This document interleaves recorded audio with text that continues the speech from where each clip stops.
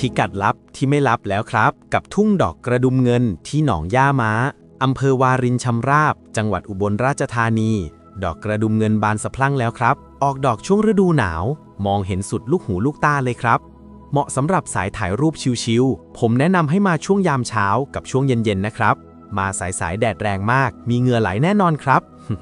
ส่วนดอกไม้จะเป็นสีขาวดอกกระดุมเงินคล้ายๆมณีเทวาและดอกสีเหลืองจะคล้ายดอกสร้อยสุวรรณามองไกลๆจะเป็นสีเหลืองสลับสีขาวสวยงามมากๆครับใครที่กำลังมองหาสถานที่ถ่ายรูปกับดอกไม้สวยๆแนะนำที่นี่เลยครับหนองย่าม้าอำเภอวารินชำราบจังหวัดอุบลราชธานีพิกัดปักหมุดตามชื่อเลยครับ